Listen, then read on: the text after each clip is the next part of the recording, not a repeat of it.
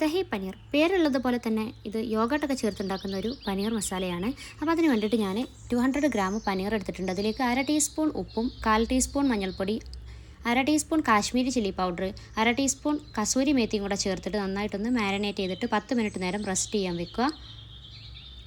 ഇനി ഇതിലേക്ക് ആവശ്യമായിട്ടുള്ള ഒരു തൈരിൻ്റെ മിക്സ് ഉണ്ടാക്കണം. അതിന് വേണ്ടിയിട്ട് 1 കപ്പ് യോഗട്ട് എടുത്തിട്ടുണ്ട്, അധികം പുളിയില്ലാത്ത തൈര്.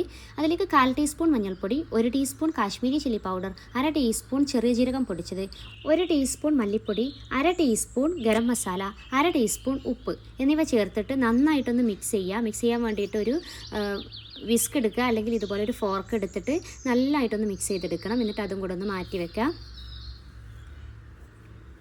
ഇനി നമ്മൾ നേരത്തെ റെഡിയാക്കി വെച്ചിട്ടുള്ള പനീർ ഒന്ന് ഫ്രൈ ചെയ്തെടുക്കണം. അതിന് വേണ്ടിയിട്ട് ഒരു പാൻ ചൂടാക്കി, ഞാനിപ്പോൾ ഈ കടായിൽ തന്നെയാണ് ഈ പനീർ മസാല ഉണ്ടാക്കുന്നത്. അപ്പോൾ ആ ഒരു കടായി എടുത്തിട്ട് അതൊന്ന് ചൂടായി വരുന്ന സമയത്ത് അതിലേക്ക് 1 ടേബിൾ സ്പൂൺ ഗീ ചേർത്ത് കൊടുക്കാം. ഗീ ഇല്ലെങ്കിൽ ഓയിൽ ചേർത്താലും മതി.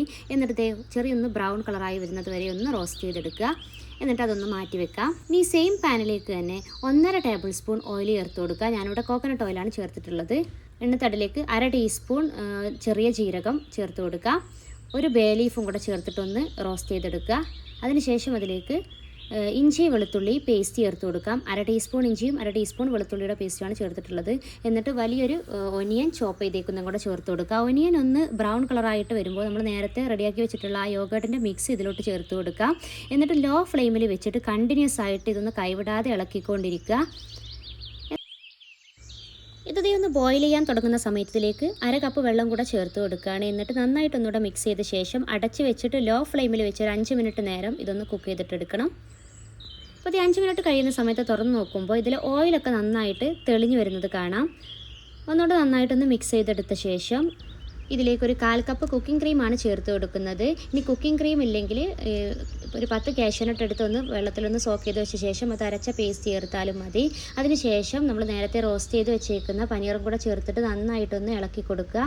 എന്നിട്ട് ഇതിലേക്ക് ഒരു പച്ചമുളക് ഇതുപോലെ നടുവെ കീറിയതും കൂടെ ചേർത്ത് കൊടുക്കാം. അടച്ച് വെച്ച് ഒരു 2 മുതൽ 3 മിനിറ്റ് നേരം വരെ മീഡിയം ടു ലോ ഫ്ലെയിമിൽ വെച്ചൊന്ന് കുക്ക് ചെയ്തെടുക്കുക.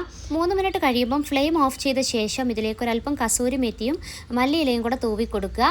ഒരു 5 മുതൽ 10 മിനിറ്റ് വരെ ഒന്നുകൂടെ അടച്ച് വെച്ച് ടേസ്റ്റൊക്കെ ഒന്ന് ബാലൻസ് ചെയ്ത ശേഷം നമുക്കിതിനെ സെർവ് ചെയ്യാവുന്നതാണ്. അപ്പോൾ നല്ലൊരു ടേസ്റ്റി ആയിട്ടുള്ളൊരു പനീർ മസാലയാണിത്. എല്ലാവരും ട്രൈ ചെയ്ത് നോക്കിയിട്ട് ഫീഡ്ബാക്ക് അറിയിക്കണേ. പുതിയ റെസിപ്പിയുമായി കാണുന്നത് വരേക്കും ബൈ. Thanks for watching.